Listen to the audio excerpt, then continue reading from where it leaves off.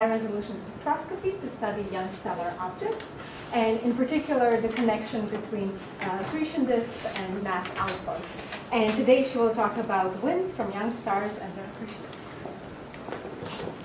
Thanks, Antonia, and thanks to all of you for being here. When Antonia called me, she asked if I would speak on outflows from young stars, and since I hadn't really worked on that for a while, I said, well, I'm working on accretion disks right now, outflows, and so we decided to combine it. Cover a lot of material rather superficially, but try to give you a sense of the kinds of things that I'm trying to focus on with my collaborators. And I was at a conference ESA conference a year or so ago, and one of the students said, what's the difference between a wind and an outflow? So ever since then, I've always tried to make sure that you understand what I mean when I say winds versus outflows.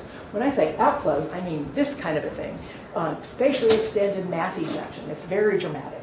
You tend to see these in the more extincted sources, the class zeros and the class 1 protostars, and the star itself is hiding in here. The yellow is highlighting, let me bring a pointer, a very high-speed collimated jet, which is typically seen in forbidden lines or in the class 0 sources, sometimes even in molecular lines.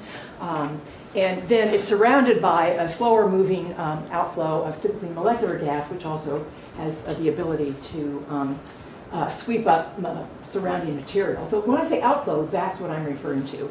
And they typically are prominent in, as I said, the more embedded sources, the class 0 and the class 1 protostars. But I'm going to be talking about the class 2 stars, the T-Tauri stars, where the extinction is much less, just a few AV, more or less. And you can see into the stellar photosphere and see things a little bit more clearly. However, we do still have a little bit of outflows, which I'll talk about, but it's the winds that I want to focus on today. And the winds, what I think of as winds, this is what feeds the outflow. It's the source, where things are coming from. And in young stars and their accretion disks, the key role that we think nature is providing as in these winds has to do with the angular momentum evolution of the system. And there's two regions where that's important. In the star-disk interaction region, this is just a little picture from Zanny, a cartoon. The star itself is here. The star-disk interaction region is completely mediated by the magnetic field of the star, which is a fairly strong magnetic field. And what we know is that the magnetic field truncates the inner part of the disk. There are magnetospheric accretion columns which go from the disk onto the star, and the specific angular momentum from the inner disk, if it's deposited onto the star, will spin the star to break up within 10 to 50 years, much shorter than the lifetime of the disk. They're not spinning rapidly, they're actually spinning quite slowly. And so therefore the star has to be spun down during the accretion phase. And so that's one thing that an important role that a wind can play, is enabling the stellar spin down. Then when you talk about an extended disk wind, moving out into the disk, some kind of an MHD disk wind, the thinking is that the MHD disk wind is a prime means of enabling accretion through the disk. Carrying angular momentum off and enabling accretion to go on. And the possibility that's come into play more recently is the fact that there may be just not magnetically driven winds, but just photoevaporative flows that are responsible for disk clearing. So I'm going to sort of be touching on all of these. And as I do so, I'm going to give you, by the way, I'm an observer. This is the theory group. So you're going to see just, my sort of lame interpretation of the theory as I show you my data. But I'm going to provide evidence for what I think of as 4 different winds.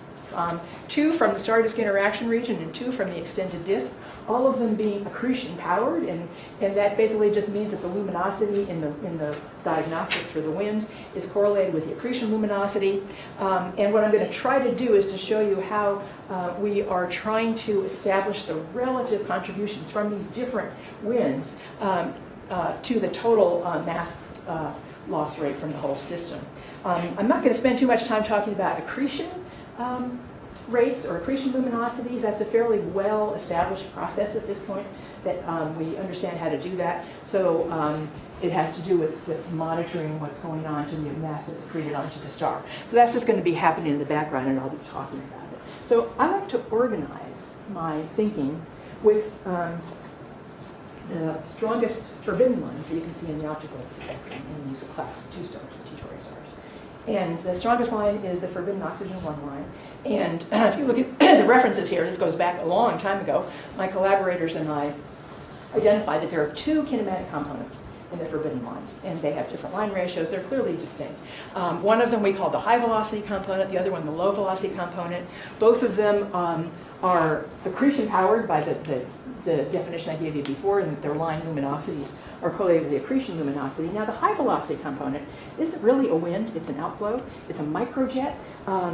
Some work that I did with Pat Hartigan more than 10 years ago now, this is slitless STIS images, and we we're looking, this is looking in the, so the star itself is here, and a very tiny extension at the wavelength of the 6300 line, showing these tiny little microjets. So it's the small scale version of these huge, beautiful jets that you see in the more embedded phases. But this is now a little microjet, high velocity component, and we're fairly sure that this component is fed by a wind that's coming from down in the star-disk interaction region. And the logic for that basically has to do with the terminal velocity that you expect to see in these systems relates to the depth of the potential well and the Keplerian velocity in the disk, and these outflow velocities are several hundred kilometers per second. So they have to be launched from down in the star-disk interaction region. There's been a recent estimate of the mass ejection to accretion ratio for the high velocity components for a couple of hundred T-Tauri stars by Brunel and Massini, just came out a couple of months ago. And their values are consistent with what we found before, but it's just a very robust data set that shows that the ratio in this little microjet of ejection to accretion is just under 0.1. So hold on to that number because we're going to come back to it. So what I'm going to do is I'm going to talk about what kind of wind I think is feeding the high velocity component, and then after that I'm going to go back to this low velocity component. And way back in 1995, Pat Hartigan and I looked at the shape of that low velocity component and recognized that if you just assume it's Keplerian broadening and it's formed in a disk with some kind of a power law surface brightness fall off, that you can reproduce the shape of the line very well. It's a little bit blue shifted, so we called it a slow disk wind. And that terminology has continued through all that time. The focus in recent years has been that this might be a photoevaporative flow. And as you're going to see, I'm going to come around and say, actually, we think it's an MHD disk wind. So there's the 2 parts. We're going to switch over now to the star-disk interaction region. Here's a little cartoon from Sean Matt of a simple scenario where you have a stellar dipole field, which of course is not reality. There's wonderful Zeeman Doppler imaging coming out for many T-Tauri stars now, and the fields are quite complicated. But on scales out where you're interacting with the disk, they should be more or less dipolar. And so this little cartoon shows the possibility that you could have a disk wind and a stellar wind existing simultaneously. The stellar magnetosphere then truncates the disk, and that material is then falling onto the star. So there are many theoretical models. People have really worked hard to try to understand how these winds might be generated. I just wanted to mention some of the ones that I think are the most robust. Steve Cranmer, who I guess is not here anymore, developed some wind models, Alfvén wave-driven winds, a stellar wind, where you have Columbia accretion, that's this picture over here. Columbia accretion coming in can generate enough mechanical energy that you can drive Alfvén waves, and that's a fairly robust process, so it's an accretion-powered stellar wind. So that's certainly one option. The possibility that you have a disk wind that extends all the way into the magnetospheric truncation radius, something that's been explored in particular by Jonathan Ferriera. The JED stands for jet emitting disk. So it's not just an extended disk wind, but it's something right in this inner region that can feed that high velocity component that I was talking about. Then these are they're disk winds, but they have hijacked the stellar magnetic field. The X-wind model from Frank Hsu goes back a couple of decades, and Marina Romanova's numerical simulations are more recent. But they have a similar morphology in that the origin is down around the co-rotation radius, and the wind is coming out from that region and spreads out a bit as it goes. So these are 3 or 4, I guess, very different kinds of scenarios for how you might have winds happening down in that star-disk interaction region. And as a simple-minded observer, I just say, okay, well, one of the things that's kind of dramatically different about, there's basically, those 2 are, I'm going to put in the same category, these options, is there's different geometry in the launching region. So one of the lines that has been very helpful to try to understand the geometry of the wind launching region is the 1 micron line of Helium. And there are, this line is at the bottom of the helium triplet series. It's still 21 eV above the true ground state. It has to be photoionized, so it's got to be very close to the place where the X-rays and FUV are coming from the accretion shock. And it basically acts as a resonance scattering line, and it's scattering the 1 micron continuum. That 1 micron continuum is coming from the star, basically. So your line of sight to the star, and we see these, and by the way, I just wanted to mention that Andrew Dupree was a collaborator on one of my early efforts in this area, and she's gone on with Nancy to do some work on some T-Tauri stars. I've tried to do large surveys instead of lots of details on one. But what we find is that blue shifted absorption features in the helium line are very common. 70% of them show continuum, subcontinuum. The absorption goes below the continuum level, compared to only 10% at H alpha. And they come in 2 varieties. There's something more of a classic PCD profile with a broad range of absorption velocities that can be quite deep, or a much narrower range of absorption velocities. And so our simple-minded approach to that is, well, this would be, you expect this one if you're looking at a stellar wind where your line of sight is looking down through the full acceleration region of the wind towards the 1 micron continuum source. So you can produce absorption over a broad range of velocities, as opposed to a disk wind, whereas your line of sight to the star is just cutting across streamlines and creates an airplane. So we've actually done some modeling, but that's the simple idea. And so then the question is, does this work? This little cartoon that Sean Matt has, is it just an inclination effect, what we're seeing? And here's where I have to squirm a little, because I'm on a ALMA proposal led by Greg Herzig, and we're collecting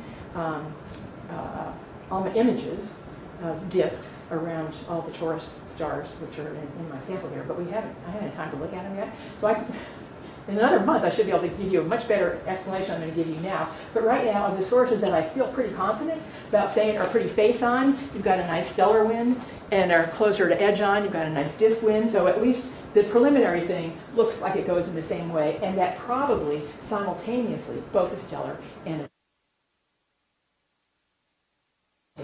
that will be clarified within a few months, I promise you. But I'm leaning in that direction. By the way, when you look at a more edge-on configuration, you also see redshifted absorption. That's coming from the magnetospheric infall, which is more favorably viewed in absorption when you're looking in an edge-on configuration. So what I want to do is I want to estimate the mass loss rates. And actually, I don't know how to do it exactly, but several people have tried, including my collaborator, John Kwan and Will Fisher. And what John has done is he has done just local line excitation calculations. It's not a hydrodynamic flow or anything, it's just that there's a wide range of temperatures, wide range of densities, wide range of ionization rates. And then he looks at emissivity, at optical depth, and so on. And what these models can do is, for a given, it can allow you to look at what the optical depth looks like in multiple lines for a given set of parameters.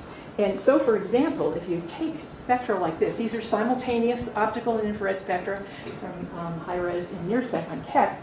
So they're taken at the same time. So here's 2 stars, DR Tau, and Andrea and Nancy's favorite star, TW Hydra. And you can see that both of them show strong blue shifted absorption in the helium line. By the time you get to H alpha, the TW Hydra shows a little bit of an absorption, but I mean, it's certainly not subcontinuum, and DR Tau is still pretty hefty. When you get to Paschen gamma, neither one of them are showing much I mean, any absorption. And we have actually tens of lines. We can do this simultaneous, looking for the different opacities are in the line absorption region. And that means you can make a kind of a rough estimate for what the hydrogen number density is. And for a star like Dr tau, which is a very high accretion rate source, maybe 10 to the 10, and down by 1.5 dex for TW Hydra. If you were really feeling,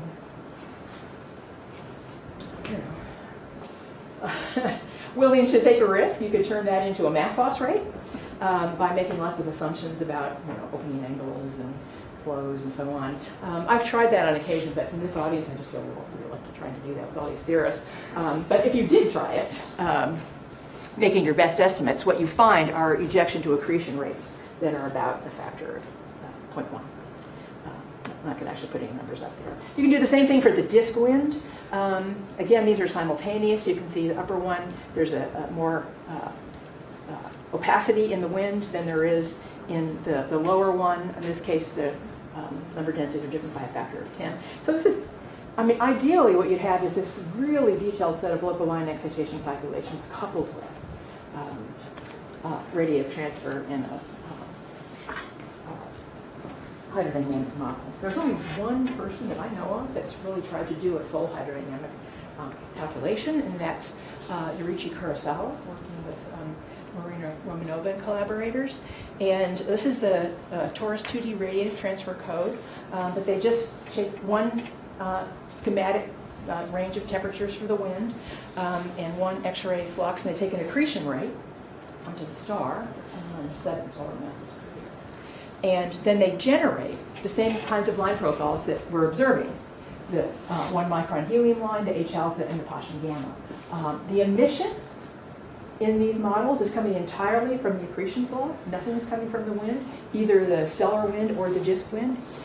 So the winds are producing the absorptions. For the stellar wind, as we anticipated, you get these broad absorption features, fairly deep at helium and not so much at the Paschen line.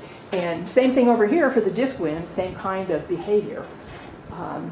And from this is a fairly extreme accretion rate and mass loss rate, but that's a ratio, again, of about a factor of 10 between the ejections for accretion. But it hasn't been explored for a wide range of physical conditions. So that's as far as we can go at this point in trying to estimate what the mass loss rates are. So I'm just going to go out on a limb and say, as best we can tell, it looks like a picture like this isn't crazy, that both the stellar and the disk wind are present down in this very star-disk interaction region. The ejection to accretion ratios may be as large as 0.1, something like that. That's not very well determined yet. And that's comparable to what we see in the high velocity component, these little microjets. And considering the microjets are supposed to come from the star-disk interaction region, at least that's a consistent picture. The numbers definitely could be improved. So what about spin down? Sean Matt has looked at spinning down stars from a magnetized stellar wind, and with a sufficiently strong magnetic field, such as we know are present, he can calculate a spin down time, and that's on the order of the disk lifetimes if that stellar wind is magnetized and has that kind of a accretion to ejection ratio. So I think it's premature to say this is definitely what's happening, but it's coming together well enough that compared to 10 years ago, where I just would throw my hands up, I'm starting to feel like, well, maybe this is working. So that is the stardust interaction. Now I'm going to switch. Am I going too fast? All right, I'm going to switch over to the extended distance. Because remember what I'm trying to do is I'm trying to get MDOTs for all these different regions, and this is the best I can do for this region, coming from 2 different kinds of lines. So, I'm now talking about the wind extending over the large radial range in the disk. I've been in this field for a while, and 20, 30 years ago, all the rage was Blanford and Payne type MHD, centrifugally driven disk winds, to explain the beautiful outflows that we could see in the more embedded sources. And the idea is that,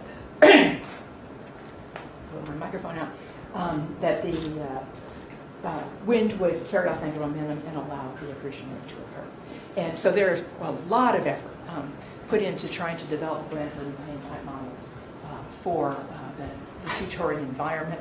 Ralph Pujas, Ari Ponigal, Kamazin, Ferreira, many people have worked on this through the years. And I assume everybody knows, talking to a theory group, that we're just talking about a strong colloidal field, and it's a centrifugal launching where the field lines are anchored down in the disk. Then that idea became a little less favored as the MRI from Elvis and Holly became more considered to be more likely way. It's a magnetic turbulence, more likely way of providing essentially viscosity, but to transport angular momentum out and allow the accretion to go through the disk onto the star. And there are certainly have always been strong proponents of MHD disk winds, centrifugal winds, but they became a lot less. The community sense was really favoring the MRI as the dominant mode for angular momentum transport. So that's a little bit of the history there. And then about 10 years ago, people got all excited that the low velocity component we see in the forbidden lines may have nothing to do with the disk wind at all, but that it's coming from a photoevaporative flow. This is not a magnetic effect. There's no angular momentum implications, but it's just that if you have high energy radiation, X-ray, FUV radiation coming from the star, it can heat the surface of the disk, and if you're far enough out beyond the critical radius, you can just provide a thermal pressure that will just drop the photoevaporative flow, and that's considered to be a nice thing because we've got to get rid of a lot of gas in the outer part of the disk, and that seems like a good way to do it. So there's lots of things that many people have worked on this topic as well, and it's actually this work that got me re-interested in the forbidden lines after I let them go for a long time, trying to decide if that made any sense they could be the photoevaporative flow. But everything's changed. Chunning is not here anymore, but maybe some of his collaborators are, I don't know. But Chunning Bai has now sort of re-energized the concept of disk winds, although it's pretty different from what we've had for the last couple of decades. First of all, he calls it a magneto-photoevaporative disk wind because he uses the FUV heating on the surface of the disk not only to couple to the magnetic field better, but also as providing a little thermal pressure as well, so that those things are being combined. In his models, you don't have just the centrifugal flinging from a colloidal field. He has the fields a little weaker than that. The colloidal field wraps, the toroidal field builds up pressure, and it's mostly magnetic pressure that's driving his winds. And he's got a lot of models, which I try to read. I just kind of look for the observational implications. But I get a sense of what he's doing. And I guess I forgot to say the most important thing, which is the reason that he's gotten reinterested in the disk winds is that he showed that the MRI looks like it's really not as favorable as everybody thought for all these years. That when you do non-ideal MHD, all of the assumptions we were making about how the MRI would work just kind of fall apart. So there might be very limited places in the disk where this could happen, but for the most part it doesn't look good. So you've got to go back to a wind to allow you to enable accretion. So that was his prime motivation. I should have said that at the beginning. So anyway, from the point of view of the observer, these are all fairly similar. I'm just looking for things that are lifting off the disk. And now I'm turning to that low velocity component in the forbidden lines. This is the kind of profile I showed you before, a very well separated high velocity and low velocity component. In that case, it's easy to say here's low, here's high. But usually they're not spectrally resolved, and that high velocity component will be blended with a low velocity component.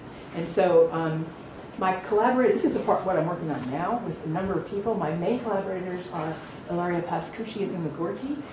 We've had 2 papers out led by students and postdocs in 2013 and 2016, and 2 papers that are underway right now. And I'm going to give you just a little bit of highlights from these. This is Andrea Bonzati and Min Fang, both postdocs.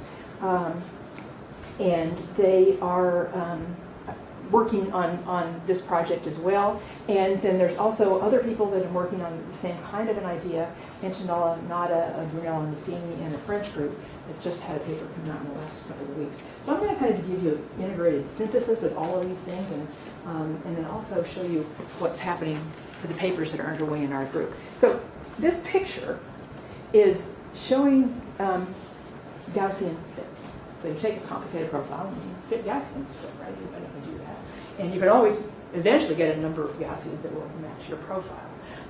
We try, of course, to get the minimum number of Gaussians, do a rigorous sort of chi-squared to make sure that we're doing a good job. And how do you know if you're doing a good job in terms of identifying what's a high velocity, what's a low velocity component? And there's several things. First of all, we have more than one line, so we can, lines of different critical densities. 5577 has 2 orders of magnitude higher critical density than the 6300 line. So we can look at what those, whether or not that's making sense in terms of how their the line components look in different lines, and also if we get a consistent set of results, which is what we're going to find for what the resultant low velocity component is. But you can certainly argue that fitting Gaussians isn't your most sophisticated way of doing this, but we haven't thought of anything else. So that's what we're doing. And the idea is the things that are grayed in here we've identified as high velocity components, and what's left behind is the low velocity component. Now, the reason that this took so long to do is because this line, the 6300, which is the strongest forbidden line in the T-Tauri stars, and it sits in a region with strong telluric emission, strong telluric absorption that has to be corrected for, and there's quite a lot of photospheric features. Here's some telluric absorption features that you have to remove. This is, the red thing is a photospheric template match that has been shifted. You have to shift and spin it up. And I just wanted to call your attention to the fact that this red side of the forbidden line profile, there's a strong photospheric feature here in the late type stars that if you don't get a good spectral type match for your template, you're going to erroneously get some red shifted emission on that forbidden line. The first two papers that we did, we were using mostly main sequence stars for the templates. And Andrea Banzotti has gone through very carefully and showed that's a little dangerous, that you really need to have stars that are matched in surface gravity, the so-called weak T-Tauri stars, in order to get a really good match. And so he's done that very carefully, and so we now feel much more confident about the final residual line profiles that look a little cleaner than what we had in the previous paper. So when you've done that and you've removed the high velocity components, what you find is something that actually is relatively systematic. It's not that they're just hidden Gaussians, but something comes out the other end that looks relatively the same. And the low velocity component comes in two varieties. In some stars, it's just fit by a single Gaussian, so that's simple. But in a significant number of others, about half the stars, there's a sort of a broad pedestal and a narrow spike, and we're separating those with two Gaussians and calling them a broad component and a narrow component. And they have slightly different line ratios, which suggests that's a good way to go. But I think you have to keep in mind the fact that maybe there's some really strange looking wind profile that manages to produce this. But for now, we're looking at them as two distinct parts of the low velocity component.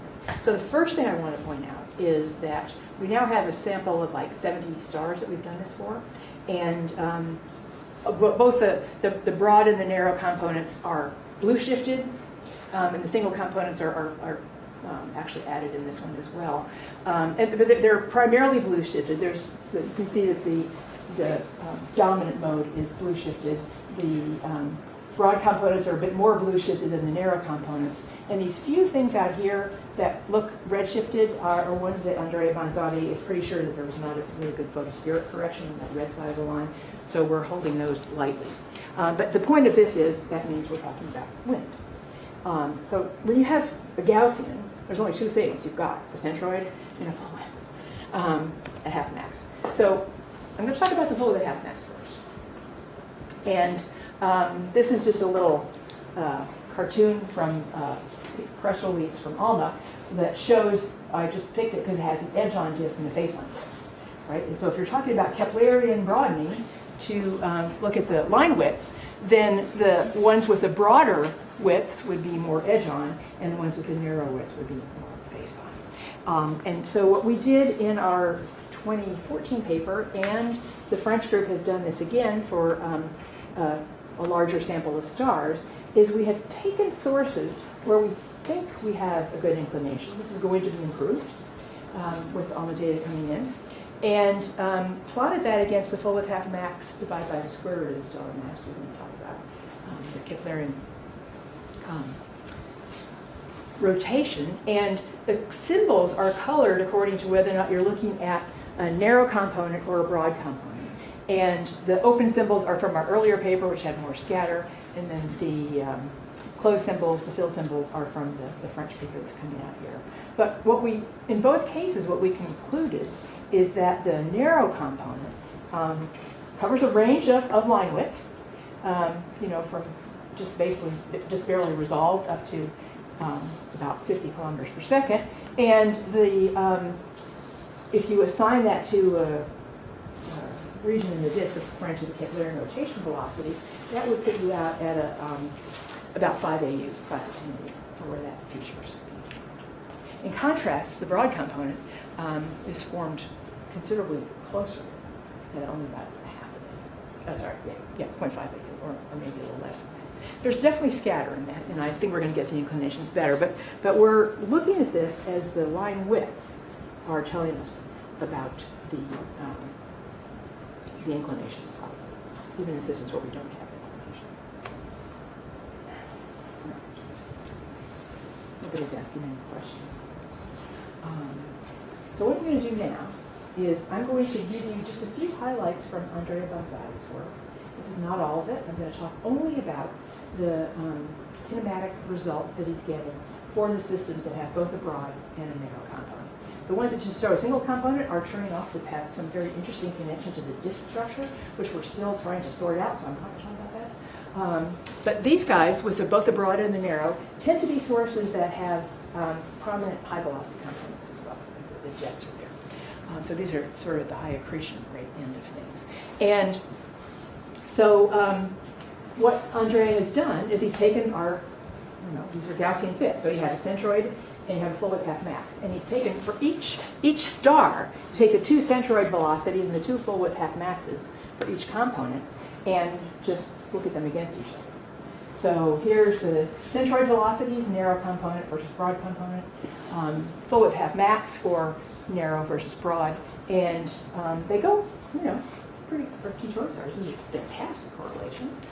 It's just what you might expect if we're looking at a very simple system, a disk wind, and the outflow velocities that you see, the radial velocities, is just related to the inclination. It certainly shows that there's a link, kinematic link between the narrow and the broad component. But if you put this data in a different way and take the broad component centroid against the broad component full width half max, and ditto for the narrow component, doesn't look as good. Which you would expect this to be a nice, just equally good correlation if we're just looking at inclination effects. If you just fit a line, it actually goes in the right sense, but it's a pretty awful looking correlation. The implication is something else is happening here. It looks like the broad and the narrow components are kinematically linked, but it's not only something to do with inclination. But of course, there's another parameter within all these systems, and that is the accretion luminosity, or the accretion luminosity is what we're working with. So the upper figure are the relations I just showed you. The lower one is the centroid velocity for the narrow or the broad, plotted against the log of the accretion luminosity. This is pretty straightforward to get from line luminosities of various permitted lines. And there's certainly scatter, but the correlation is actually better than it was for just the geometry effects. And so what we're thinking is, and this is not published yet, so if you want to chime in and give me a new idea, we might put it in the paper. But our thinking is that the radial velocities that you're seeing in both the narrow and the broad component are influenced by not only the inclination, but also by the accretion rate, in the sense that the higher accretion rate objects are putting out a hypervelocity in both the narrow and the broad component, coming from different regions of the disk. So, Shanine were here, I'd ask him if that makes sense from his models. I couldn't tell from the paper. So I'm not sure about that. But because of these relations, we're thinking that both the narrow and the broad component are coming from an MHD disk wind, and one is an MHD disk wind and the other one a photoevaporative flow. It's just a little cartoon, just sort of putting that together, that it looks like we have a wind coming in here from half AU, another one out here at 10 AU. What's going on in between? Let's just step aside from that for now. And that our argument that this is a disk wind is that the luminosities and the velocities depend on accretion luminosity, and that the two components are coupled in terms of what they're behaving. So what we want to do is get mass loss rates. In the past, we were leery about doing this because our strongest line is the 6300-01 line, and it could be thermal and non-thermal in its excitation. The non-thermal would be dissociation with OH, and then thermal is just thermal excitation, and it gives you very different estimates for what the physical conditions are. But it turns out that if you can simultaneously get the blue forbidden sulfur 2 doublet, this is just the stronger line here, 4068, that can only be generated by thermal excitation, not from non-thermal. And as you can see here, and this is now Min Fang's paper, and these are Keck spectra, high-res spectra, and they cover simultaneously in the same exposure from the blue down into the red region. And we've got the sulfur 2, blue sulfur 2 lines, and then these 201 lines, 6300 and 5577. But the nice thing is that this line, sulfur 2 line, requires that you have thermal excitation. And as you can see, the components, even though they're different proportions, in between the sulfur 2 and the 6300 are similar in terms of the high and the low velocity components and so on.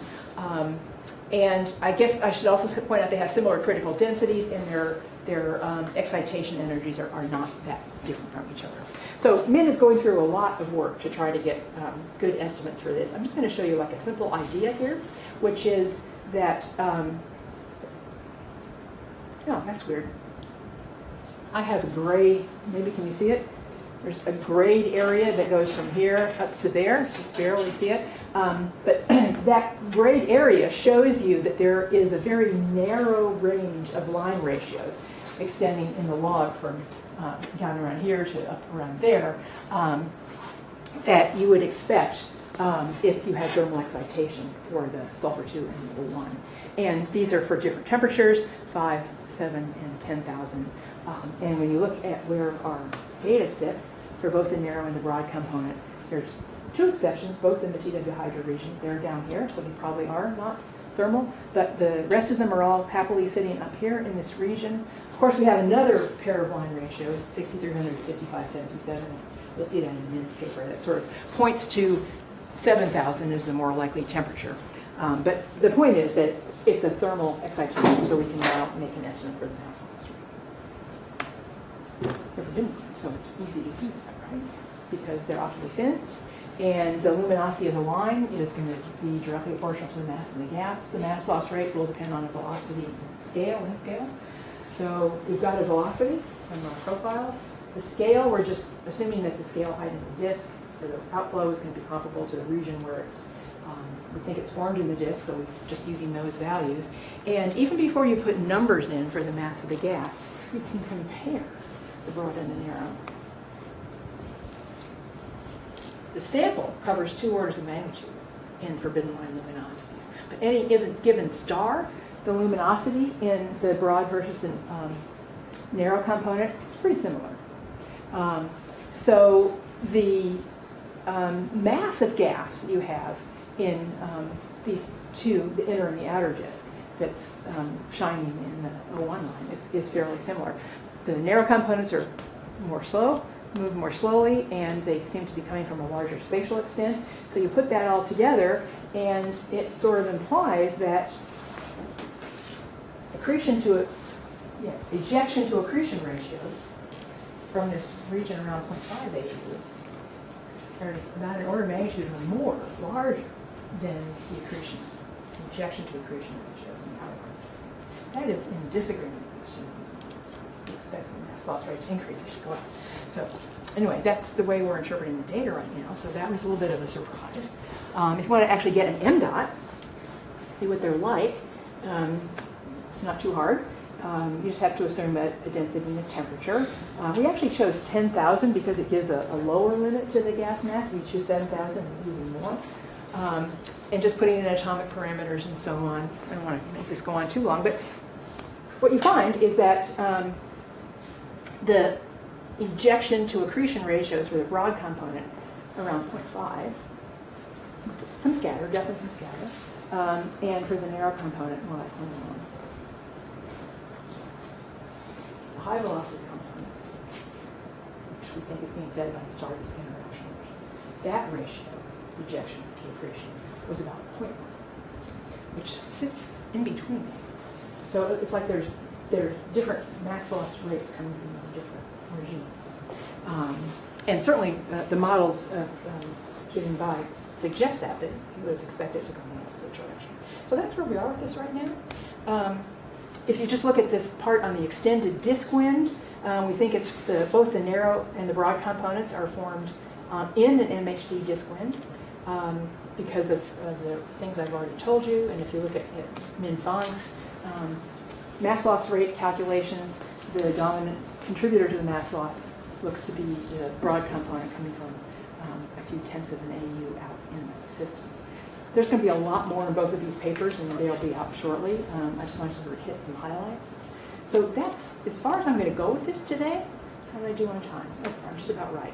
But I just wanted to say there's still lots to do. We're nowhere near done with this.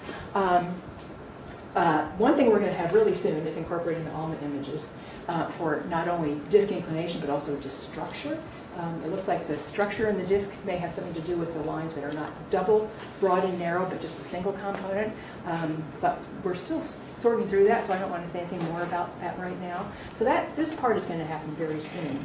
The one that's going to be a lot longer is to get better mass loss rates for the star-disk interaction region in particular, because now we need hydrodynamic models that give you line profiles and line ratios and line fluxes over a wide range of physical conditions. And until we really feel confident about those, whether or not we have the relative proportion of the mass loss rates to ejection rates in here, you just have to hold lightly. But we think we're going in a good direction. And then the last thing is there's a lot of people who have devoted a significant amount of their career to talking about photoevaporative winds, and at this point, I don't really see anything like that, except maybe in like the Tita Hydra system, much more evolved disks. So we're going to have to try to understand that one as well. And yeah, so I got that in 45 minutes, so that's good. And thank you for coming.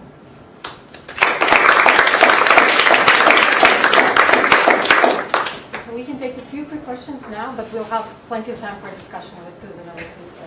Is there a question now? So that was a great talk, and it's amazing to see what you can do in 35 minutes. The discovery of bipolar outflows. Yeah. So you were talking about the magneto-rotational instability, but in most of your talk you were talking about MDOT and estimating the mass loss rate. But can you say something sort of like the J dot, the loss of angular momentum, or the breaking of the disk? So if you wish to take away the magneto-rotational instability, which I didn't have any problem with, but then that angular momentum presumably goes out in the wind. Yes, well, those are in the models, and I can't give you any numbers right now. I'd have to go back and look, but they're certainly very clearly laid out in the model. I mean, I'm not a theorist, certainly not an AHD theorist, so if somebody tells me that the MRI doesn't work under non-ideal MHD, then I just go, okay, and I move on. But maybe there's worth continuing to look at it.